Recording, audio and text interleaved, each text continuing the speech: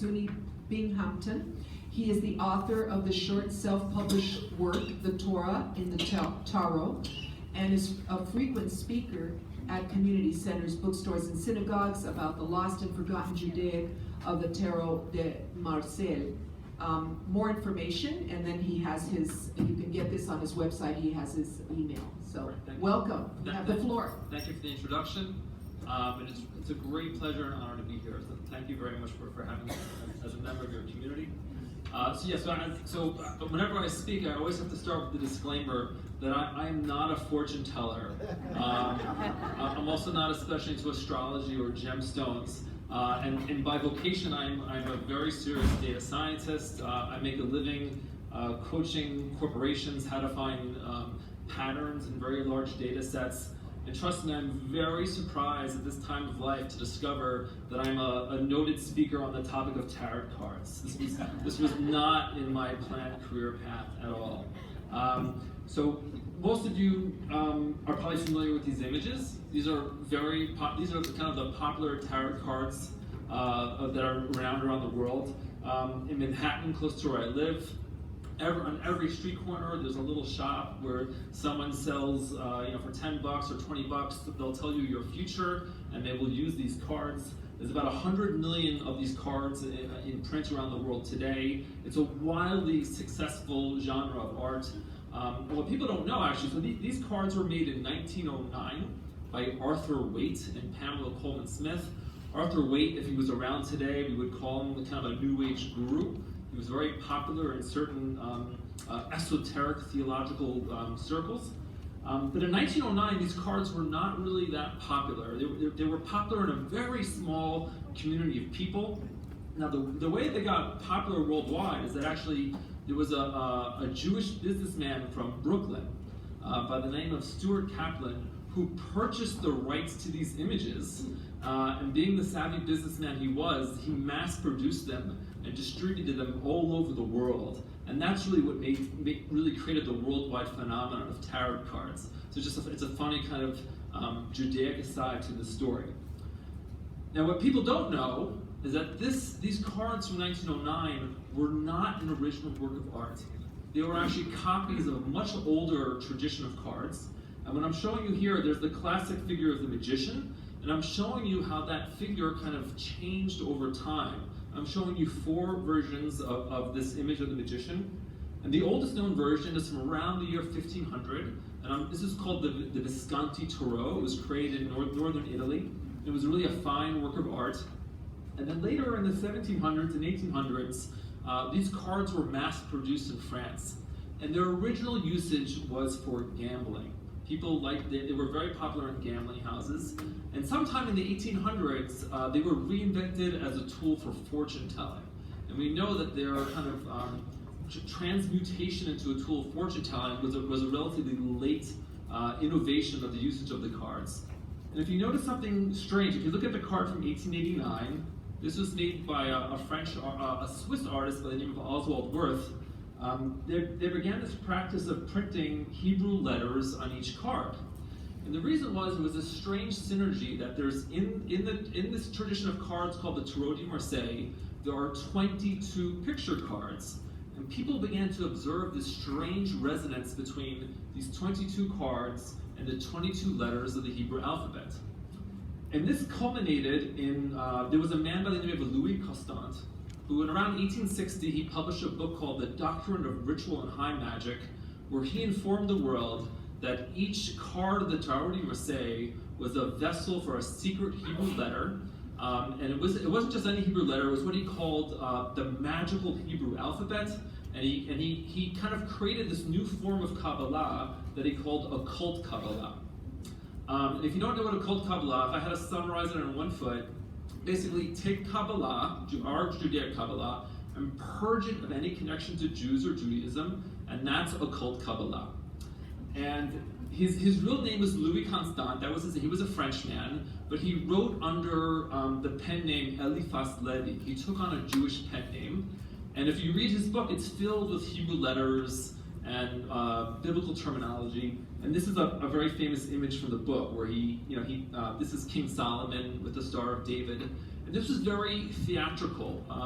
Obviously, there was a lot of anti-Semitism in France at this time, and basically it's kind of an art, like, a crypto Jew is a Jewish person pretending to be Catholic, but the founding father of occult Kabbalah was actually a Catholic man pretending to be Jewish, which is kind of a funny irony. And Gershom Scholem wrote about Eliphas Levi. He called him a quote-unquote supreme charlatan. And so forevermore, and so a lot of people, a lot of people confront me. They say, how could this be true? What you're saying? This would have been discovered a long time ago if it was. And the reason I believe it was never realized before, what I'm going to show you, is that it's probably because of this man, Eliphas Levi. He made the whole notion of a connection between Hebrew letters and the Torah Moshe. He made it so absurd and fantastical that people never ever took it seriously thereafter. And here's a quote from Oswald. Oswald Wirth also was another popular figure in the occult Kabbalah movement. And this is kind of the deepest examination I ever found of a possible connection between the Torah Moshe and Judaism. Oswald Wirth says, there's 22 major arcana, there's 22 Hebrew letters, maybe there's some connection. And he says, no, it's not possible because Jews don't make pictures. That's his conclusion, and that was the depth of his thought. And this next quote, this is from Robert Place. Robert Place is a contemporary Torah historian, and this kind of summarizes the perspective of Torah historians today. Torah historians are serious academics, and they just say there's no visual basis, but there's really no basis for any connection between Hebrew and these cards. That was just a fantasy of the occult, and that's the end of the topic. So that is the kind of the state of Tarot hermeneutics today. There's one field that says Tarot is a vessel for magical Hebrew, and there's another school that says this is complete nonsense, and they have nothing to do with each other. Neither one of these two groups ever thought for a second to say, hey, wait a second. If there's Hebrew in these cards, who might, based on actual historical reality, might have some motivation to hide Hebrew letters in a deck of playing cards? That question never arose, as far as I can tell, amongst any of these writers amongst these two camps. So now I'm going to go back. So remember, I was telling you there was a tradition over many hundreds of years of people copying and recopying these cards called the Torah Moshe. I'm now going to show you images from the oldest known version of the Torah Moshe. It's called the Jean Nouble Torah Moshe. And here's the magician, and now I'm going to show you the magician. This magician was made in 1909. We're going to jump back in time almost 400 years to around 1650, and this is the original magician card. Now, for those of you who can't see, I'm going to do, let's look, because there's some distance, I'm going to do a focus just on what he's holding up in his hand. So, often when I speak in public, I ask people, I say, hey, what's he holding in his hand? We always have a comic moment where someone wants to say it, but they're afraid to say it. They'll break the news now. What he's holding in his hand is actually a circumcised penis. And you probably all know much better than me the significance of circumcision amongst the crypto-Jewish community. The decision of whether or not to be circumcised could actually be an issue of life or death. In the journals of the Inquisition, often one of the first things they would document is whether or not a prisoner was circumcised, as that was actually, as you can imagine. And then these are images of antique circumcision kits. You can compare them to the tools on the table. On the dice, on the top of the dice, there are 8 spots because the circumcision is held on the 8th day of life. There's a total of 15 spots, which is a gematria code for Yud Hey. You can see how his arms are held like the letter Aleph. And this is the code you're going to see throughout the cards, is that these letters are half present and they're half concealed. They're present enough so that if you know Hebrew, you'll connect the dots, and they're invisible enough that if you don't know Hebrew, you will never suspect the secret agenda of these cards. And if you notice, and here's something very interesting, if you notice in the Rader White Smith deck from 1909, the artist actually used the second half of the letter Aleph. So the two of these cards together. Now, I've read Arthur Waite's books. He never uses the words Jews. He never uses the word Judaism. But I have a very strong suspicion that I'm not the first person to connect these dots. It was just a simple matter that in 1909, when they published this deck, they used what they discovered for kind of a different theatrical or theological project. And Jews and Judaism just wasn't something that was important to them. If you notice his left hand kind of mimics the letters Shin, Dalet, and Yud. When you conduct a circumcision, the godfather ties tefillin on his left hand, also in the shape of the letters Shin, Dalet, and Yud. There are 12 stripes on his chest for the 12 tribes of Israel. You can see this repeated over and over again through the cards. If you look very closely at his hat, you will see it is actually a guide as to how to actually conduct a proper circumcision. It's showing the full removal of the foreskin. Amongst crypto Jews, there was some more communities where actually, instead of doing a full removal of the foreskin, it had become a practice to do just a symbolic cut. If you read the text of the Zohar repeatedly tells people a legitimate circumcision has to be the full removal of the foreskin. So here's kind of an anatomical guide as to how to do it correctly. All right, we're going to jump to a different card. This is the hangman. You can see how he's also in the shape of Lamed. Lamed is the 12th letter of the Hebrew alphabet. This is the 12th card. Anybody want to venture a wild guess who the hangman might be? Haman. When you're allowed to put it in a Jewish context, it becomes obvious. There have been thousands of books written about tarot cards. I cannot find one single reference when someone mentions the word Haman. And one of my big takeaways from this experience is I'm just astounded by this like massive case of Judaic blindness that kind of is over the kind of the contemporary tarot world. And I'll just quickly decipher this card. Purim is known. There's a very specific line in Megillat Esther where it says Purim was a day that was nafoch meyogon l'simcha, a day that was turned over from one of sorrow into joy. And that is why the hangman is upside down and why he's happy. Purim is held on the 14th day of the 12th month. He has 14 buttons. The card number is 12. Haman was famously hung alongside his 10 sons. You can see that there are 5 cuts of wood on either side of Haman. He has an extended tongue, because in the Midrash you learn that Haman's superpower was Lashon Hara, his evil tongue. So it was often a practice to eat pickled tongue on Purim because you're consuming his evil tongue. So you can see all the great efforts they went to pack this card with content, to conceal it with hidden Judaica. And there's pickled tongue and people having a wild festive party on Purim. And these are images of Megillot Esther, illuminated manuscript of Megillot Esther that are contemporary from that period of time. As you can see, it was standard to kind of paint a picture of Haman being hung. And I wish I had time. If I could, I'd walk you through. But actually, in these cards is a systematic concealment of every single major Jewish holiday. Each card has its own holiday. And if there's one thing I want to tell you, I get up a little bit. It's an amazing work of art. So I get overwhelmed by this clearly people worked on this for generations. Because the degree of content, the genius of the content in these cards, it's completely unbelievable. So I'll do the death card. So this card, it's called Death. This death, people are often puzzled, why is death smiling on this card? A Hebrew letter that's very prominent is Tzadik. Tzadik in Hebrew, it's a homonym. So on one hand it means righteous person. It's the letter, but Tzadik also means righteous person.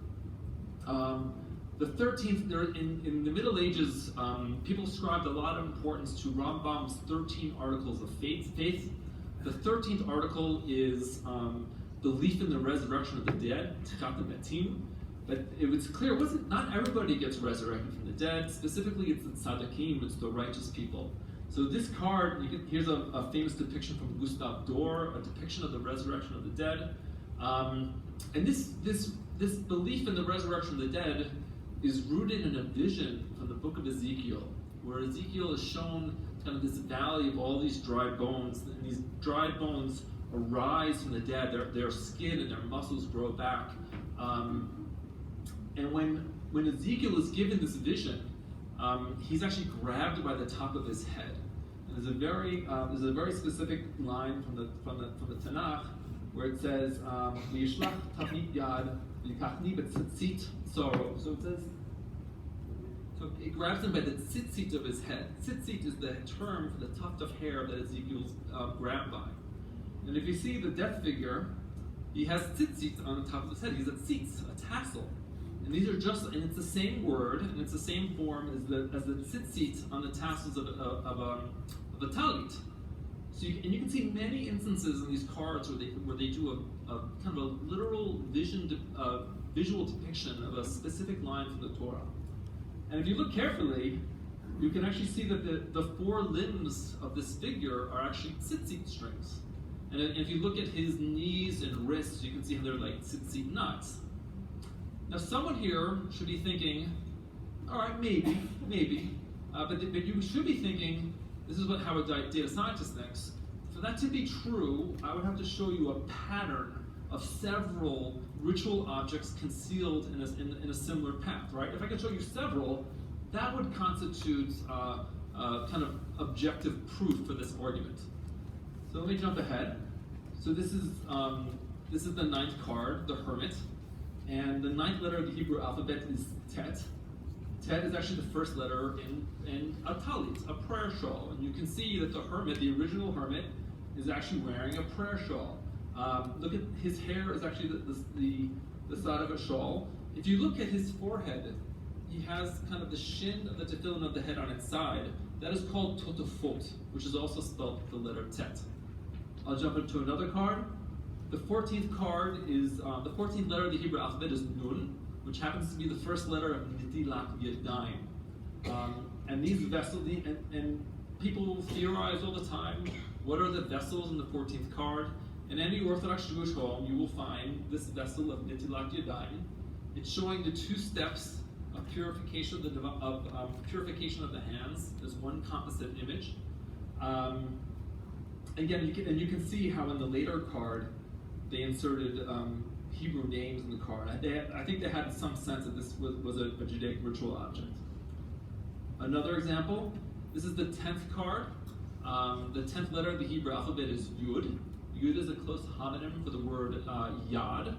A Torah pointer is a Yad. A Torah pointer has a hand on one end and a crown on the other. So you can see that the character on top is actually an anthropomorphic Yad, a Torah pointer. Now so there's many other layers of content in these cards. I'm kind of just driving home the core argument that in these cards you can find kind of, and if we had time, I would show you can find the complete set of Judaic ritual objects are concealed in these cards. So in short, this deck of cards, these 22 cards, was essentially a portable synagogue that all the components of Judaic religious life was contained within these cards. And I believe it was intended to be a portable synagogue, but as well a tool for secret Jewish education that could elude detection by the Inquisition. And of course, you guys all know the historical context better than me. I don't need to tell you what was going on to necessitate this. Sorry to rush you, Stav. I'm all done? Yes. I didn't get a 5-minute word. But they'll have time to ask great. questions. And Okay, yes, so there's a lot more, but thank you so much. I managed to get my court morning goals. Thank you so much. Thank you.